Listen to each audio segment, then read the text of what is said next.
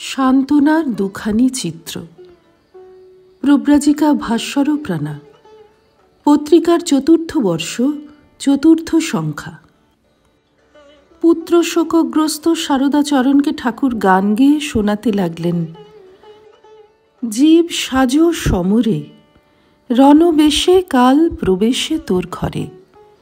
ভক্তিরথে চড়ি লয়ে জ্ঞানতুন, রসনা ধনুকে দিয়ে প্রেমগুণ। ব্রহ্মময়ীর নাম ব্রহ্ম অস্ত্র তাহে সন্ধান করে। আর এক যুক্তি রণে চাই না রথরথী, শত্রু নাশে জীব হবে সুসঙ্গতি। রণভূমি যদি করে দাশরথী, ভাগীরথী তীরে। মৃত্যুরূপ কালের করাল পরিণতি সকলেরই জন্য অপেক্ষা করছে। তার সঙ্গে যুদ্ধ করেই সংসার জীবন অতিবাহিত করতে হবে। এ যেন নিত্য সমরাভিযান। কিন্তু মানুষ যদি কাল ভয় বারিণী ব্রহ্মময়ীর শরণাগতিরূপ দিব্যাস্ত্র নিয়ে যুদ্ধ করে, তবে আর তার মৃত্যু ভয় থাকে না।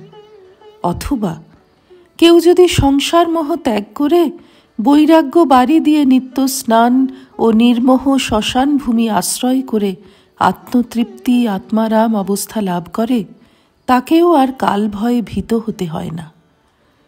শ্রীরামকৃষ্ণ সারদাচরণকে তাই বলছেন, কি করবে?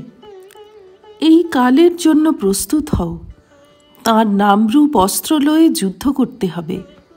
তিনিই কর্তা, তিনি যা হয় করুন। এই পর্যন্ত বলে শ্রীরামকৃষ্ণ থামলেন। কিন্তু শোকাগ্নি যে কি প্রবল, মায়াবদ্ধ দুর্বল মানুষের মনের ওপর এর প্রভাব যে কি অপরিসীম, সে বিষয়ে ঈশ্বরভাবে সদা তন্ময় এই মানুষটি সম্পূর্ণ সচেতন ও সহানুভূতিশীল ছিলেন। সে কথা বোঝাবার জন্যই যেন প্রসঙ্গ ঘুরিয়ে হঠাৎ বললেন, তা হবে না গা। আত্মজ রাবণবধ হল, লক্ষণ দৌড়িয়ে গিয়ে দেখলেন হাড়ের ভেতর এমন জায়গা নাই যেখানে ছিদ্র নাই। তখন বললেন, রাম, তোমার বাণের এমন মহিমা? রাবণের শরীরে এমন স্থান নেই যেখানে ছিদ্র না হয়েছে। তখন রাম বললেন, ভাই, হাড়ের ভিতর যেসব ছিদ্র দেখছ, ও বাণের জন্য নয়, শোকে তার হাড় জড়ো জড়ো হয়েছে। ভ্রাতুষ্পুত্র অক্ষয়ের মৃত্যুর পর শ্রীরামকৃষ্ণ স্বয়ং উপলব্ধি করেছিলেন শোকে তার বুকের ভেতর যেন গামছা নিংড়ানোর মতন হচ্ছে। তাই রাবণের দৃষ্টান্ত দিয়ে বোঝালেন, যেখানে অচেতন হাড়ও বিদীর্ণ হচ্ছে, সেখানে চেতন সূক্ষ্ম সংবেদনশীল মনের কি গতি হয়। শ্রীরামকৃষ্ণ প্রথমেই শ্রোতার মনটিকে আত্মজ্ঞানের চড়া সুরে বেঁধে দিয়েছিলেন। পরে সাধারণ মানুষের প্রতি করুণায় যেন এক ধাপ নিচে নেমে এলেন, সমব্যথী হয়ে তাদেরই সমস্তরে।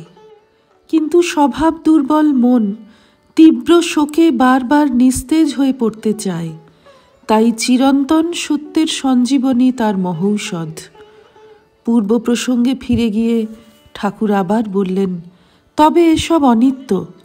গৃহ পরিবার সন্তান দুদিনের জন্য। তালগাছি সত্য, দু একটা তাল খসে পড়েছে, তার আর দুঃখ কি? শ্রীরামকৃষ্ণার্পণমস্তু।